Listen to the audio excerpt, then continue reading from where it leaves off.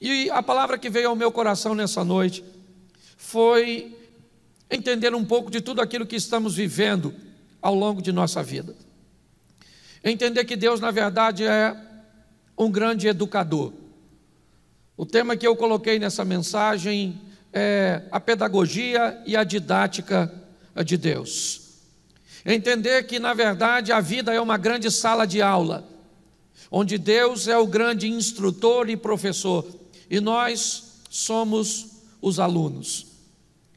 E nessa direção que temos, nós vamos estudar 2 módulos, na verdade. O módulo 1 tem a ver com vida eterna. O módulo 1 tem a ver com prioridade, relacionamento com Deus e relacionamento consigo mesmo no que diz respeito a pecado, a santidade. A Bíblia diz que sem santificação ninguém verá a Deus. Então nós vamos tratar um pouco isso, e a vida, ela nos fala o tempo inteiro disso. Buscai primeiro o reino de Deus e a sua justiça. Todas as vezes, ou a grande maioria das vezes, que Jesus curava alguém, logo em seguida, a mensagem que vinha a tua fé te salvou, a tua fé te salvou. Com Bartimeu ouve sobre salvação primeiro, para depois ter sua visão restabelecida. E no módulo 2, nós temos a vida terrena, ou seja, como eu vou me relacionar com pessoas e coisas.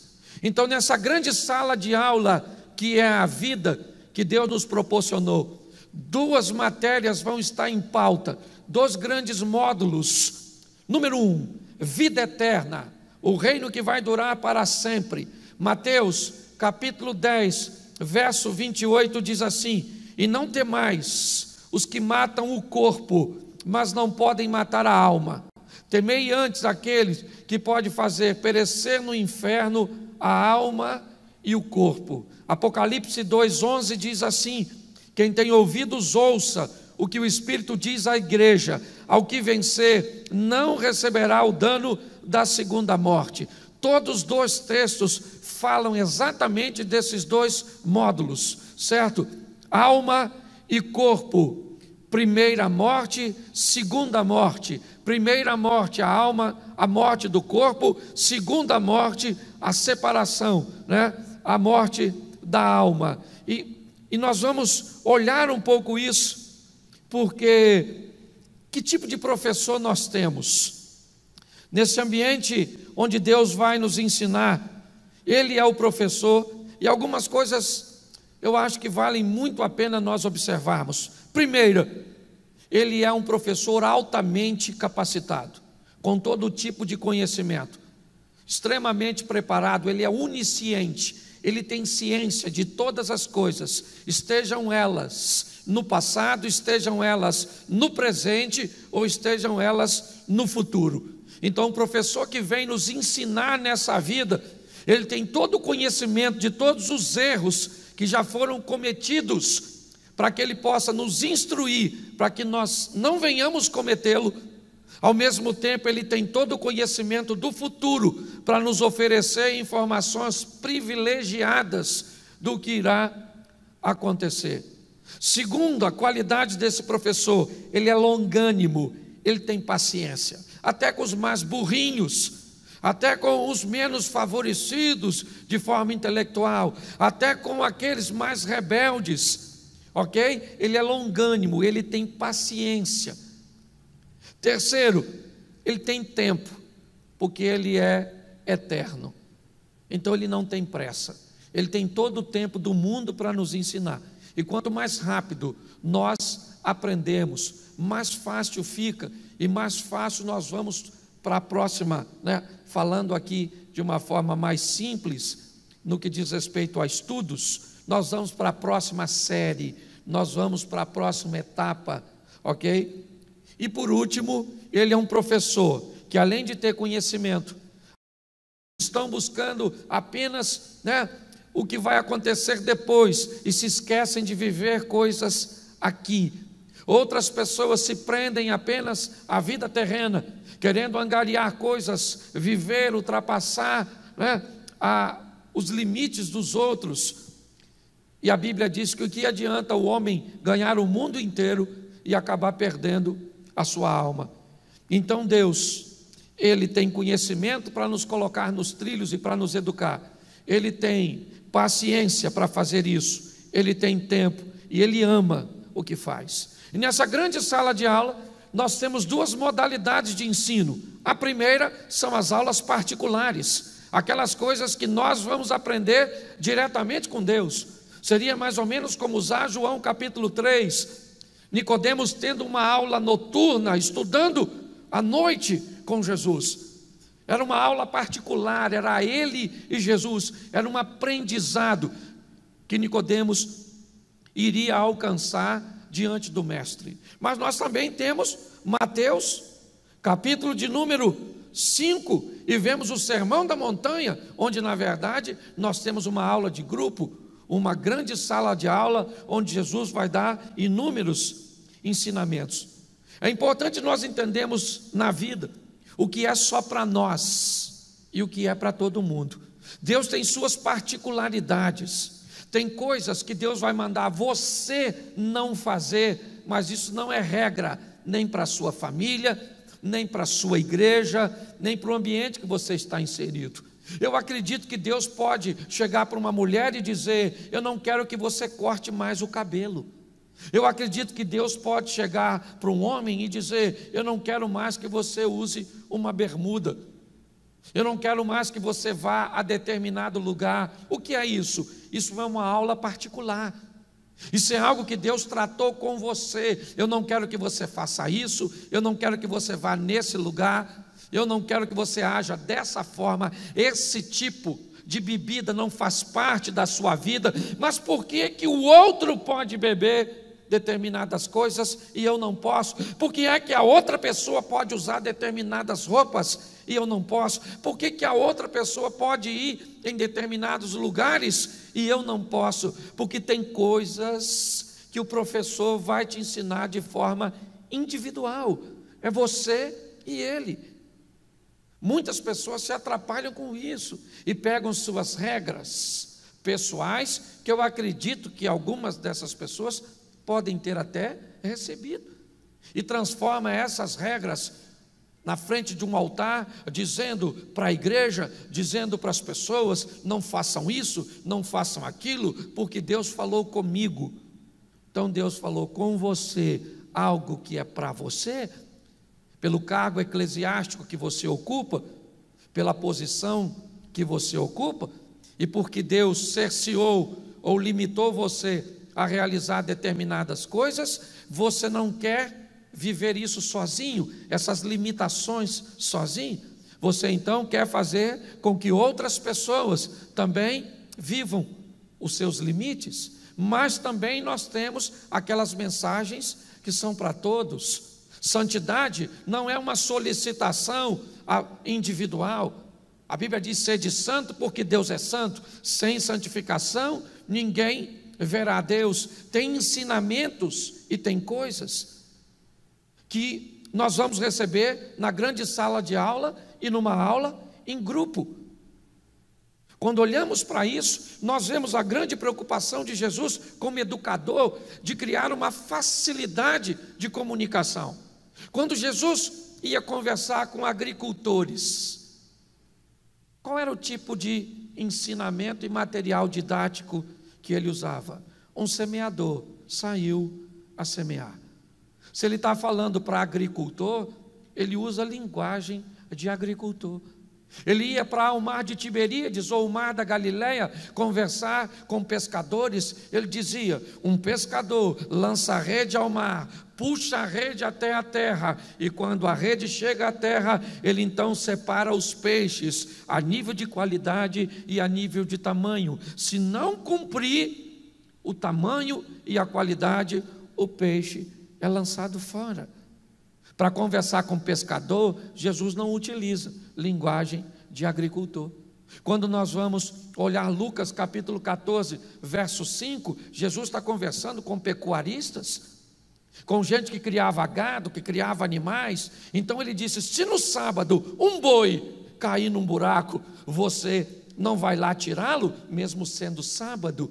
Ou seja, quer falando para agricultor, quer falando para pescador, quer falando para pecuarista, quer falando para mestre, como conversou com Nicodemos, quer falando para leigos, como muitas vezes, né, nós somos. Ele sempre busca facilitar a comunicação. Se nós entendermos que Jesus está num ambiente de ensino, ele nunca vai dificultar. O que ele puder facilitar para que as pessoas saiam dali conscientes, ou que aprendam tudo aquilo que ele propôs para ensino, é o que ele se propõe fazer em suas aulas. Mas eu queria refletir também com vocês sobre a maneira que ele usa para nos ensinar.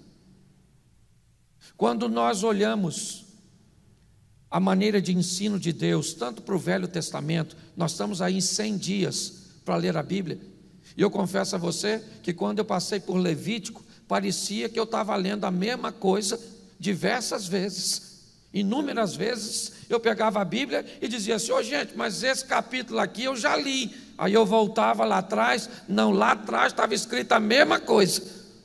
Aí eu pegava o livro dos reis, e quando eu olhava a história dos reis, estava a mesma coisa escrita em crônicas. Aí eu fui para o Novo Testamento e pegava João, ele falava a mesma coisa que Marcos, que a mesma coisa que Mateus, que a mesma coisa que Lucas. E eu falei: mas o que é isso? Para que repetir a mesma coisa diversas vezes? Porque a maneira de Deus ensinar é repetindo. A repetição faz parte da didática e da pedagogia de Deus. Por isso que nós temos que ler o mesmo livro diversas vezes, porque ele nos traz vida eterna. Repetições faz parte da didática de Deus.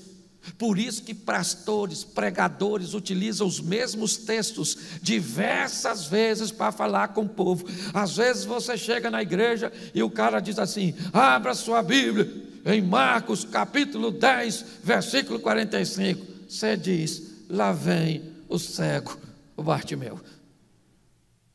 Às vezes o pregador diz: abra sua Bíblia em João capítulo 5, versículo 1. Você diz: lá vem o paralítico do tanque de Betesda. Aí ele diz: abra sua Bíblia em Lucas capítulo 19. Você diz: lá vem o tal do Zaqueu. Ou seja, diversas vezes nós ouvimos as mesmas coisas, mas eu acredito que o professor continua ensinando, utilizando os mesmos exemplos, porque os alunos, em sua grande maioria, ainda não aprenderam as lições. Segunda maneira que eu vejo Deus também utilizar como material didático, Josué capítulo 1, verso 8. Não afaste da tua boca o livro dessa lei, e medita nele de dia e de noite. Preste atenção, meditação. Pensar naquilo que se leu.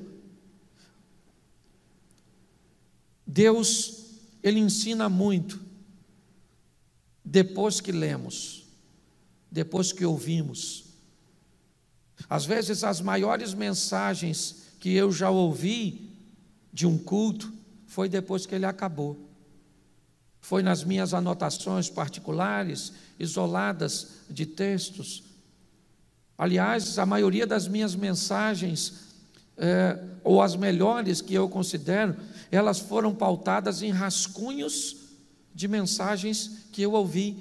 Porque depois que se vai embora do culto, que o culto termina, para a maioria das pessoas, na verdade, ele começa para aqueles que utilizam de meditação. A meditação é uma maneira de Deus nos ensinar, e por isso Josué 1:8 diz: não aparte da tua boca o livro desta lei, antes medita nela de dia e de noite, para que tenhas cuidado de fazer tudo quanto nele está escrito, porque então isso fará você prosperar no teu caminho e ser bem sucedido. Meditação. Eu não entendi nada. Não, você pode até não entender, mas preste atenção, porque Deus está nos ensinando. Olha bem, quando Jesus vai embora, ele diz: eu vou embora, mas eu não vou deixar vocês sozinhos, eu vou deixar um professor, alguém que vai ensinar você sobre pecado, vai ensinar você sobre verdade, vai ensinar você sobre juízo. Ninguém explica melhor um texto do que um autor, e o autor da Bíblia é o Espírito Santo, de fazermos as coisas seriam mais fáceis. Se pessoas pensassem antes de divulgar uma notícia que receberam, não faria exposição ou divulgação, tanto casamento desfeito.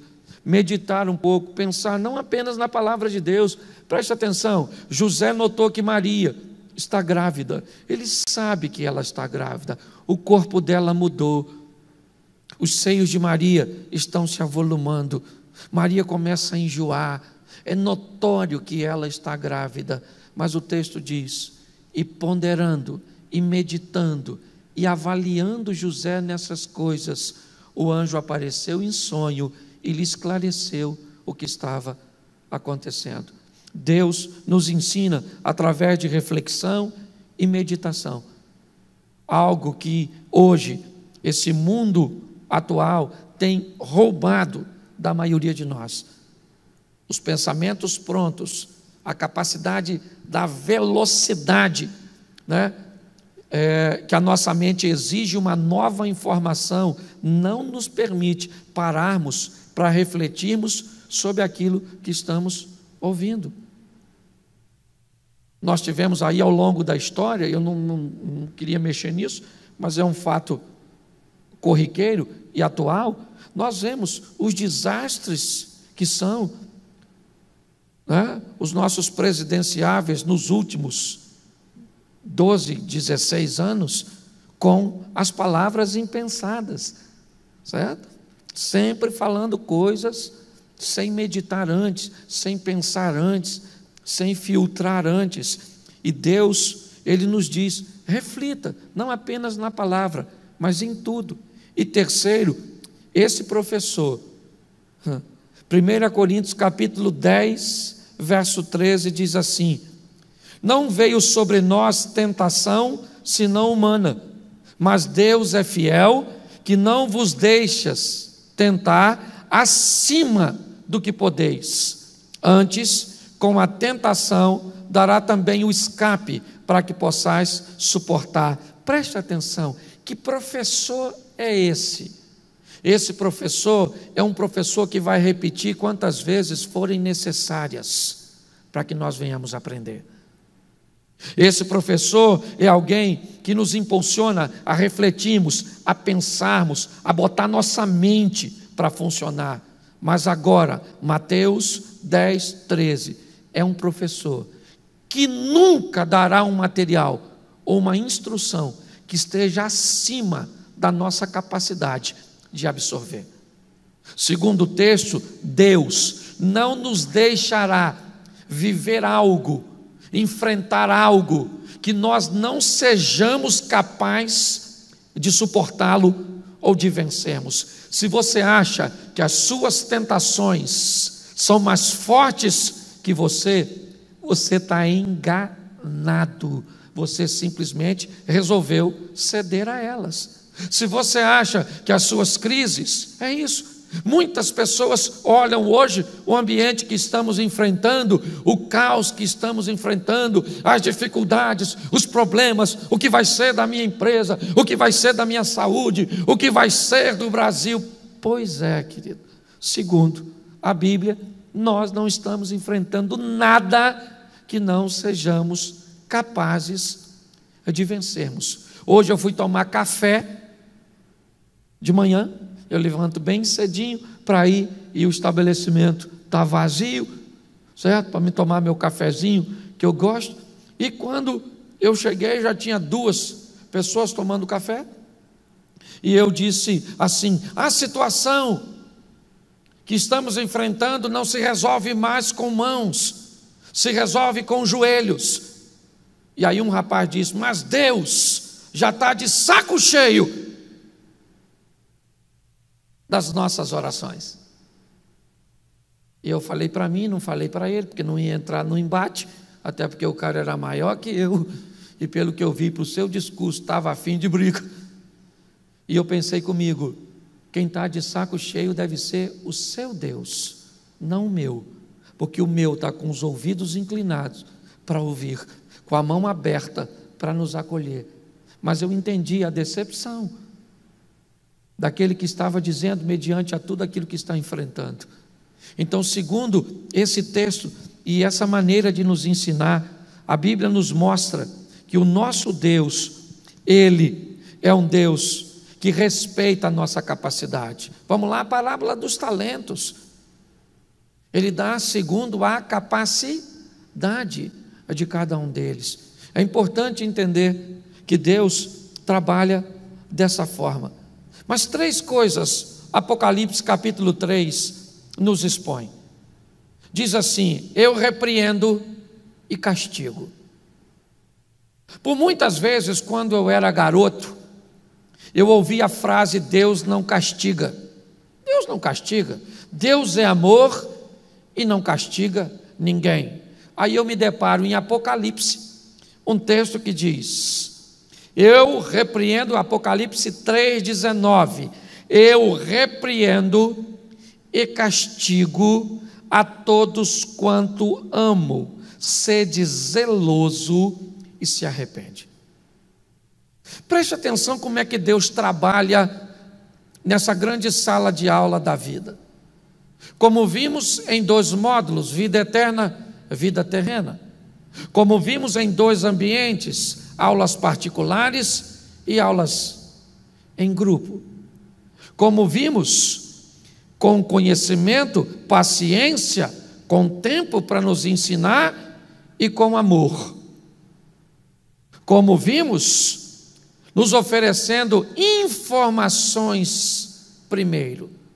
Deus jamais vai tomar providências contrárias contra alguém que Ele não tenha lhe ensinado antes. Por isso a Bíblia diz que Deus não leva em consideração o tempo da ignorância. Se a pessoa ignora, você não tem. É como se o fato se tornasse um acidente. Você não sabia que estava fazendo. Nós estamos no livro, passamos pelo livro de Levítico, né? Terminamos aí hoje o de 2 Samuel, mas preste atenção no que Levítico diz: se você matar alguém ou fizer alguma coisa involuntária, se for um acidente, se você não souber o que estava fazendo, Levítico dizia que tinha uma cidade refúgio para onde essa pessoa poderia ir, porque não houve ira, não houve intenção. Então preste atenção em como Deus trabalha, te ensinando primeiro, te dizendo o que pode, mas então eu não quero saber. A Bíblia também, o professor também tem uma cláusula para isso: aqueles que negligenciaram o conhecimento vão pagar porque não procuraram saber. Está tudo amarradinho. Mas o texto, ele nos diz o seguinte: primeiro, ele nos dá as informações. Quantas vezes? Quantos for necessário. Quantos? Ele é onisciente, ele sabe se você aprendeu. Ele sabe. Então, se você não aprendeu, você vai continuar ouvindo. Pessoas vão continuar batendo na mesma tecla. Você vai continuar ouvindo canções que vão te direcionar para aquele tipo de mudança. Por quê? Porque Deus está, certo, no grande quadro negro da vida, escrevendo em branco. Nessa escuridão do pecado, o giz é branco na mão do Eterno, nos dando direções para onde devemos estar. É assim que funciona. Ele nos expõe a reflexões para entendermos o que Ele nos ensinou. Ele nos expõe a respeitar, né, as nossas limitações de ensino.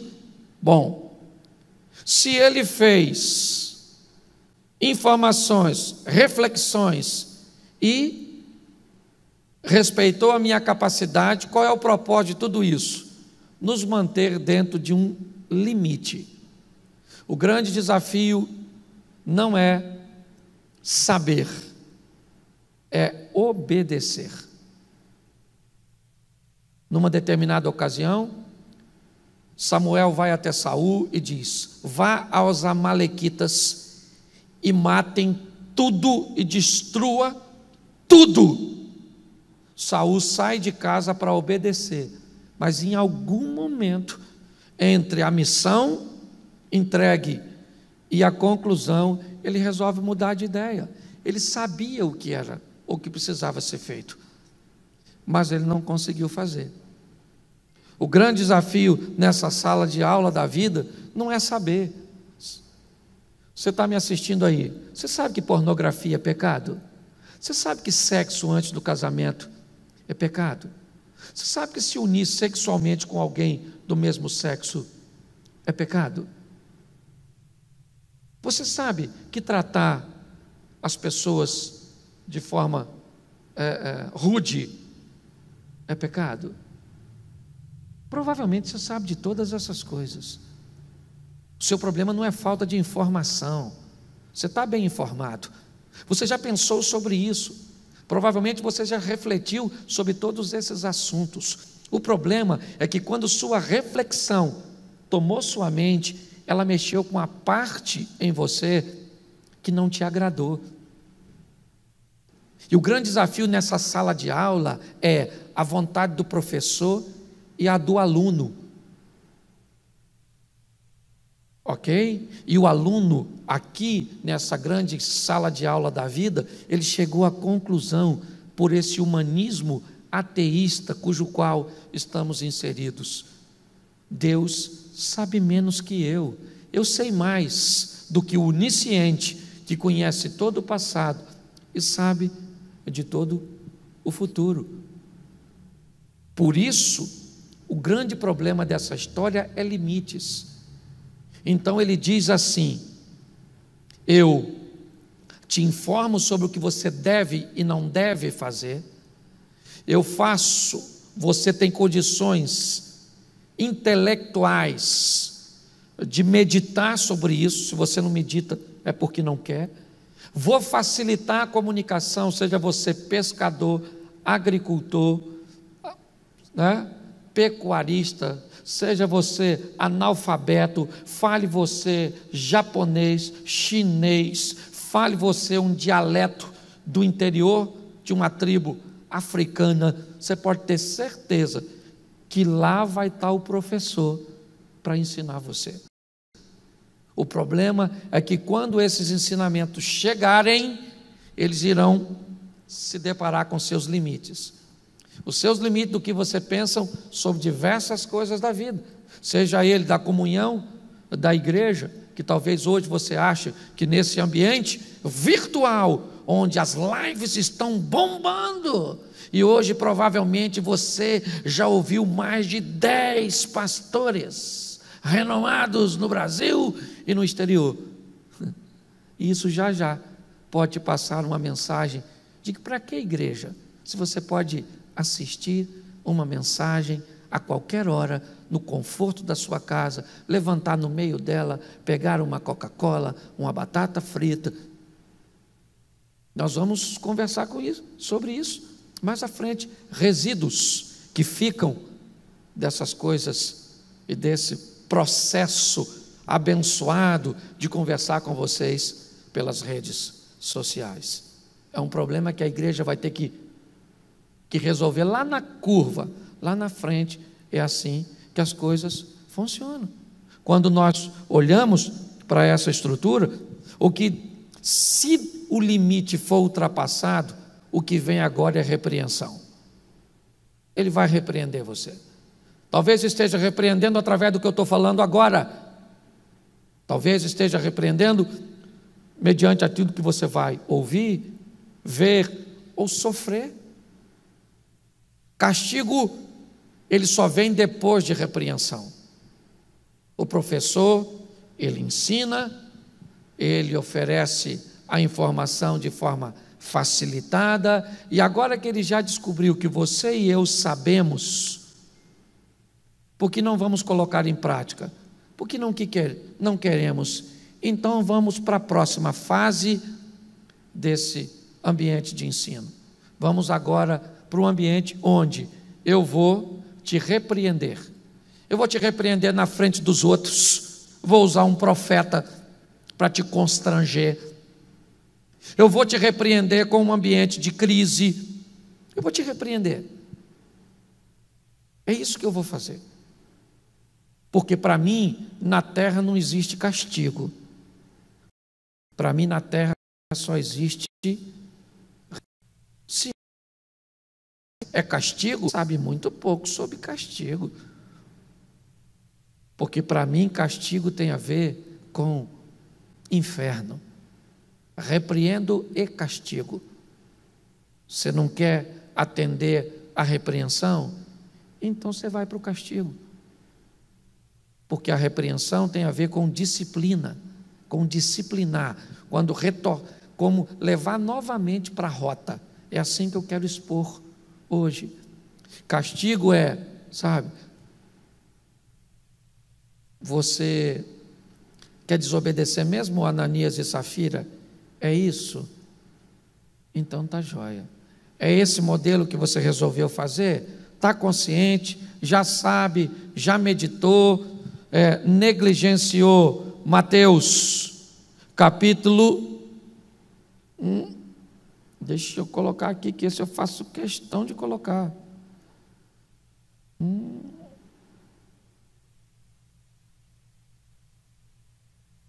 Deixa eu achar aqui.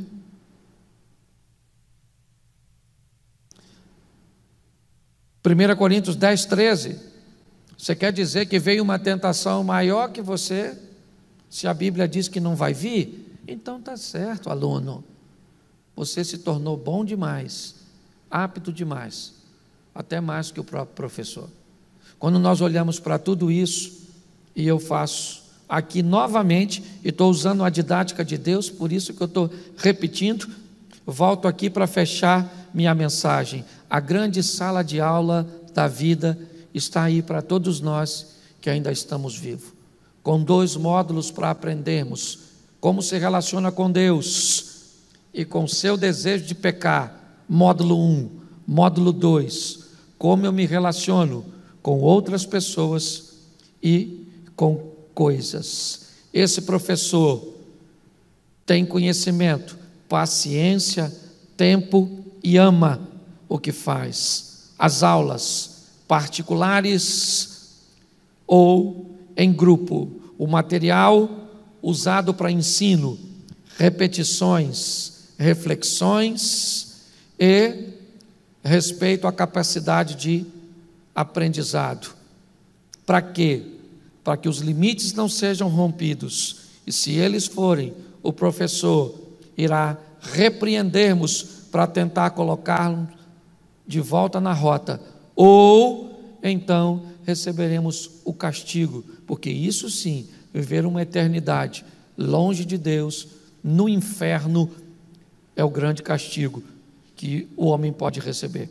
Então a pergunta é: o que estamos aprendendo agora mediante a tudo isso que estamos enfrentando? Em grupo ou de forma particular? O que eu aprendo com toda essa crise, com esse ambiente que o Brasil está vivendo, com essa situação toda, fica enclausulado, não fica, um diz de uma forma, outro diga de outro, outro diz de outro, um médico diz para você fazer isso, outro médico diz para você fazer aquilo, um grupo de risco é esse, um grupo de risco é o outro. Então o que eu aprendi sobre isso? Cláudio, a maioria das pessoas não sabem o que estão dizendo. Ok? Essa enxurrada de informações me mostram apenas que as pessoas que entendem do assunto têm dúvida no que diz respeito a ele. A nível de grupo, o que eu aprendo sobre isso? Que nós estamos num ambiente pior do que os que entendem. Para nós que somos de bem, fiquemos presos em casas. Para os presos meliantes, vão para a rua. Olhe bem, as pessoas de bem e honestas se prendam dentro de casa. Os bandidos vão para a rua, porque pode se infectar lá dentro. Um indivíduo preso por homicídio foi solto e 2 dias depois estava preso por homicídio novamente. Quando nós olhamos para tudo isso, o que estamos aprendendo a nível de grupo? Que a maioria das pessoas recebeu um feriado prolongado para ir para a praia. É isso que aprendemos quando olhamos a nível de grupo. Então, a pergunta é: hoje, se você tivesse que responder, mediante ao que você ouviu, Deus está com tudo isso na grande sala de aula da vida, nos falando sobre limites, nos dando uma repreensão, ou para você desenvolver também seu pensamento, ou você já acha que é castigo? Algumas pessoas já estão falando de tudo próximo à Páscoa, outras de que Jesus está voltando. Eu não sei o que você pensa, mas seria legal você fazer essa pergunta para você. Nesse ambiente, ele está dizendo apenas: povo, vocês ultrapassaram o limite da correria, certo? O limite do caos, e eu mostrei a vocês que eu sou capaz de parar o mundo com algo que vocês sequer são capazes de enxergar a olho nu? Ou será que já é realmente uma repreensão? Colocando as coisas nos eixos, ou para muitos castigo? Vale a pena. Mas a grande pergunta é: nesse ambiente, eu vou ter arrependimento ou remorso? Quem sou eu, Pedro ou Judas? Duas pessoas que fizeram, ou que viveram situações bem parecidas. Aliás, para mim, Pedro foi muito pior. Judas ainda tinha dinheiro envolvido, estava ganhando alguma coisa, mas Pedro dizer diversas vezes: eu não sei quem Jesus é, eu nunca andei com esse camarada. A diferença é que um aluno resolveu se arrepender e conseguiu retomar sua caminhada, e outro teve remorso do que fez. Eu fico imaginando se Judas Iscariotes aguardasse um pouco mais de tempo, meditasse no que fez, que eu sou capaz de me prostituir novamente, de mentir novamente, de roubar novamente, de adulterar novamente. Vale uma pergunta nessa sala de aula da vida. E eu queria orar, né? Antes eu só queria lembrar você que muitas pessoas acham que nessa grande sala de aula só tem aluno, sem professor. As pessoas que acham que Deus não existe e que nós estamos ao léu, eu também tenho que respeitá-las, ok? Mas para nós que temos a Bíblia como regra de fé e prática, nós estamos entendendo que o professor está nos ensinando e nós vamos aprender toda a lição. Eu queria que você fechasse seus olhos neste momento. Eu quero orar. Pai, em nome de Jesus, que essa palavra não se perca e que possamos, ó Deus, guardá-la em nosso coração. E muito mais do que a informação de um professor, o material didático daquele que deseja nos ver nos trilhos, obedecendo, que nós possamos, ó Pai, amar esse estilo de vida de santidade. Nos ajuda, ó Deus, a continuarmos aprendendo e muito mais do que ouvintes, nos tornarmos praticantes, entendendo os nossos limites. Abençoa cada um dos nossos irmãos que nos assistem neste momento, que compartilham conosco, ó Pai, neste momento. Abençoa os teus filhos, abençoa cada lar, representado. Eu quero repreender o divórcio, a pornografia, a violência doméstica. Eu quero repreender a falência financeira. Eu quero repreender tudo aquilo que não provém de Ti. Quero declarar que os casados são casados para sempre, que os filhos são flechas na mão de um valente. Eles vão mais longe do que nós fomos, ó Pai, ou do que nós estamos indo. Abençoa a cada família. Pai, eu também quero agora te pedir que aquelas pessoas que querem aceitar Jesus, que estão ouvindo agora a palavra, e que o Senhor, através do Teu Espírito Santo, falou ao coração dos Teus filhos, que eles possam entrar nas nossas redes sociais, se forem aqui próximos a nós, que venham caminhar conosco aqui em Xerém, mas se forem distantes, que digam que se decidiram, que estão retornando, e nos escrevam dizendo qual a cidade e o estado, ó Pai, para que nós possamos localizar um amigo e pastor próximo aos Teus filhos e encaminhá-los para lá, para que eles prossigam ou iniciem a sua caminhada cristã.